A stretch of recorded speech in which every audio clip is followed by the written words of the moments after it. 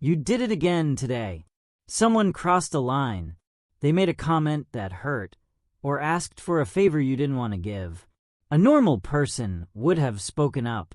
A normal person would have simply said, no. But instead, you just smiled. You nodded. You swallowed your own words and felt that familiar tightness in your chest. Later, you told yourself, it's fine. I'm just being the bigger person.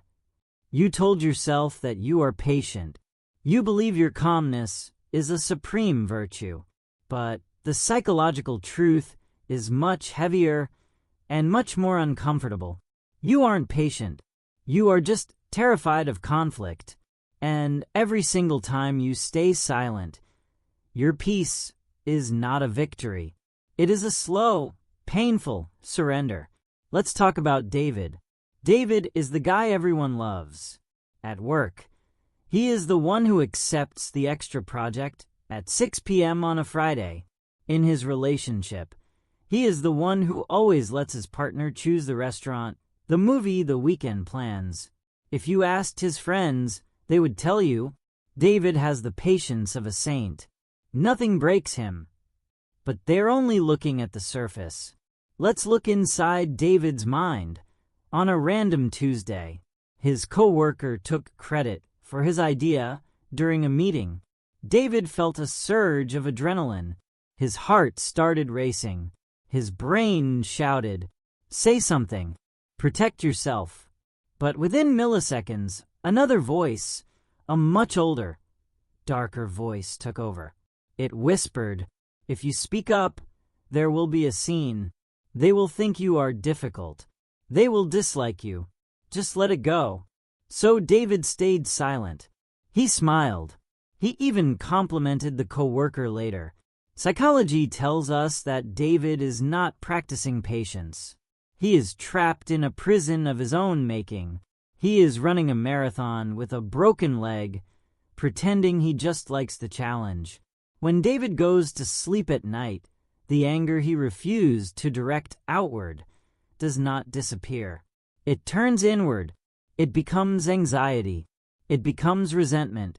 It becomes a quiet, subconscious hatred for the people he is trying so hard to please. We love to wrap our deepest fears in beautiful, noble packaging. We call our terror peacekeeping. We call our inability to set boundaries maturity. But let's look at the actual neurobiology of your silence. When someone disrespects your time or invalidates your feelings and you choose to say nothing, your brain is not processing a state of calm. Your amygdala, the alarm system of your brain, is screaming. It detects threat. It detects danger. But instead of fighting or running away, you do something else. Psychology calls this the Fawn Response. It is the fourth survival mechanism, right alongside fight, flight, and freeze. The Fawn Response is a trauma reaction disguised as good manners. It is a strategy you learned a long time ago, probably in childhood. You learned that the safest way to survive an unpredictable environment was to become invisible, to anticipate everyone else's needs and sacrifice your own. You became a social chameleon. But here is the tragedy. You aren't maintaining peace in the room. You are just creating a violent, devastating war inside your own soul. You are trading your self-respect for a temporary, fragile illusion of safety. True patience comes from a position of absolute, undeniable strength. True patience is when you have the power to destroy, the right to be furious, the words to cut someone deep, but you consciously choose to wait.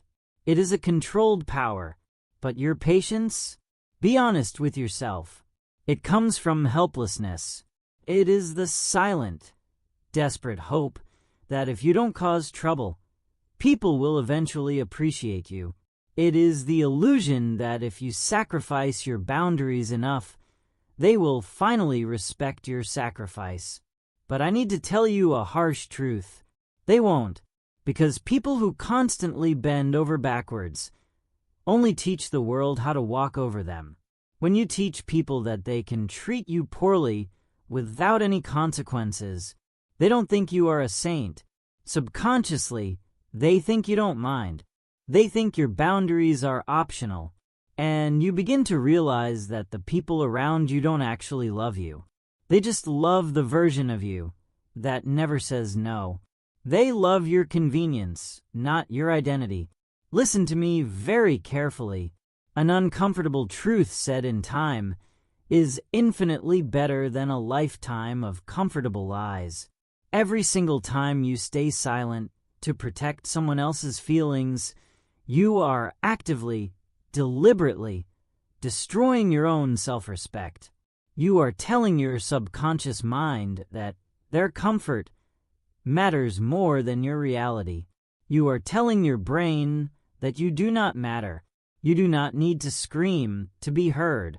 You do not need to be aggressive or toxic or cruel, but you absolutely need to speak.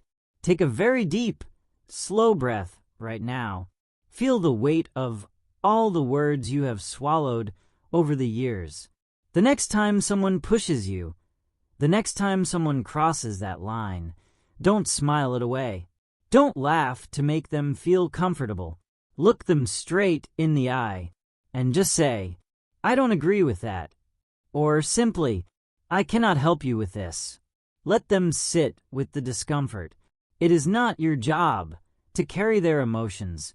Stop burning yourself alive just to keep others warm. If you felt completely exposed by this video, if you recognized David, or if you recognized yourself, hit subscribe. Let's stop hiding together.